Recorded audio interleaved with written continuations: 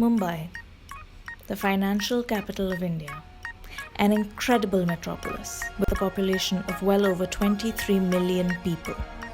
Of this, close to half of its inhabitants still reside in slums.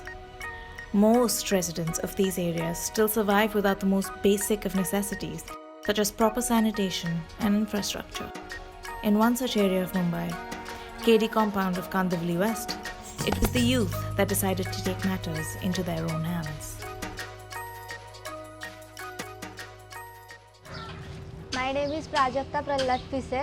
मैं FY BCom में पढ़ती हूँ। स्नेहा संस्था से 3 सालों से जुड़ी हुई हूँ।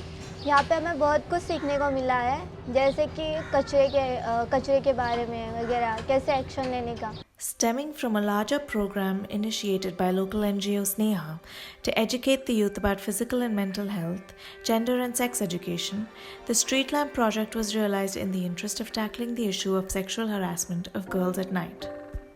जब हम स्नेहा में आते थे सेक्शंस होते थे बॉडी पार्ट्स वगैरह के बारे में, लेकिन ये एक यूनिक था हमें कि हमें अपने आसपास के एरिया के बारे में जानना था कि मतलब क्या क्या प्रॉब्लम्स फेस करने पड़ते हैं हमें। जैसे कुछ लड़कियां थी जिनको वॉशरूम जाने में प्रॉब्लम होती थी, तो ये हमने अपनी स्नेहा की दीदियों से बात किया, तो उन्होंने फिर एक हमारी मीटिंग रखी जो कि रमा मैम ने लिया था। तो उसमें हमें बताया कि मतलब सब ने अपनी अपनी प्रॉब्लम्स लिखी, तो सब ने, किसी ने कचड़े पे बोला, किसी ने वॉशरूम जाते वक्त छेड़खानी, तो किसी ने अंधेरे को लेके बोला। तो मैंने एक स्ट्रीट लाइट पे वो किया कि नहीं, मुझे ये सारी प्रॉब्लम्स इसी वजह से होती है, रात को ही होती है, तो इस वजह से मैंने स्ट्रीट लाइट को ही अपना वो किया। मैंने काम किया था स्ट्रीट लाइट्स के ऊपर। वो करना बहुत ज़रूरी था क्योंकि बहुत लोगों को, बहुत सारी लड़कियों को बाहर जाने नहीं मिलता था, प्लस उनके पेरेंट्स जाने नहीं देते थे। Lacking basic necessities such as an individual toilet at home, the absence of street lights left girls needing access to public toilets at night vulnerable to harassment after dark. Parents fearing for the safety of their children were left with no choice but to prohibit their girls from stepping outside the home without a chaperone. Deciding that they had to do something about this serious issue, the youth formed a civic action group. Sneha workers supported their initiative by explaining to them how the Municipal Corporation of Mumbai operates and advised them on what was well within their rights to demand as citizens. We conduct series of workshops with them to develop their understanding and perspectives related to accessing the governance structure and how and what has to be done if they want to bring out any change in their own community, and develop ownership so that they are able to own the issue and also work towards the solution.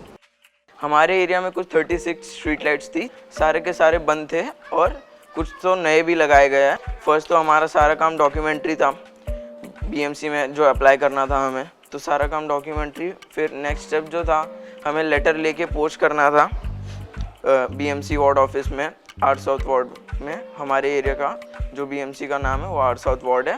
Understanding the system, the children of KD compound worked relentlessly to exercise their rights and demand the municipal corporation install new or repair broken street lights in their locality.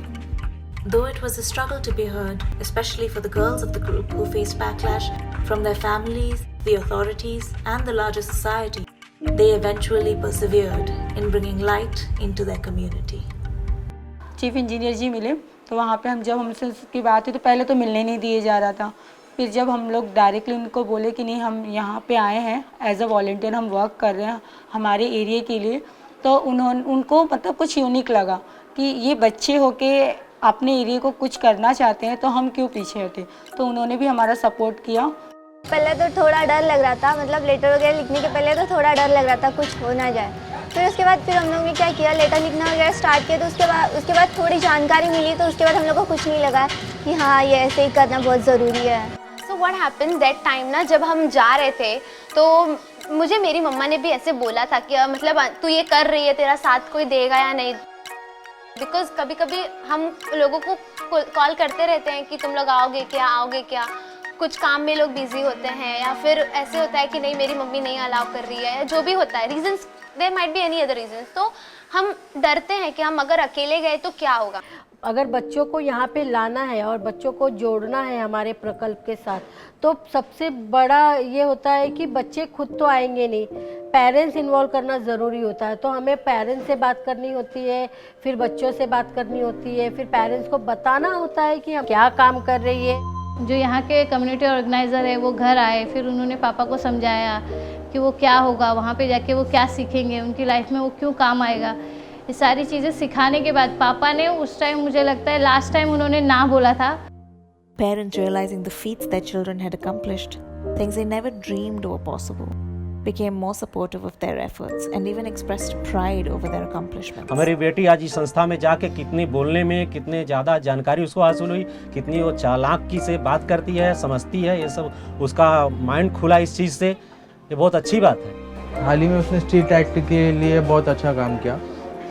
मैं proud भी feel करता हूँ कि वो उसका कुछ तो percentage अपने लाइफ का उस चीज़ के लिए दे रहा है।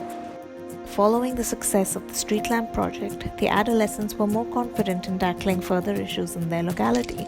They conducted awareness campaigns on sexual health and sanitation, waste management, worked determinedly to get drains and toilets of their locality repaired, and also insisted on regular fumigation to tackle preventable diseases such as tuberculosis and malaria. हमारे इधर light नहीं थी, बच्चों के through वो light लगी area में। कचरे जमे थे, कचरा साफ़ हो गया, गटर भरे थे वो गटर साफ़ हो गए, और संडास टॉयलेट भरे थे, टॉयलेट के लिए भी काम किया। और अभी बच्चों के अंदर वो एक फीलिंग हो गई कि हाँ मैं भी कुछ कर सकता हूँ। Civic action is really important for me. Like I'm changing myself, so I want to see changes in surrounds me. Emboldened by victory, participants like Manju Vishwakarma started a school to further educate the children in the locality. And others like Prajakta and Anjali have both become members of the National Services Scheme, equipping the youth to think for themselves, take responsibility and action for the well-being of themselves and the greater community. They learned that they are indeed powerful and capable of implementing actual change if they so choose.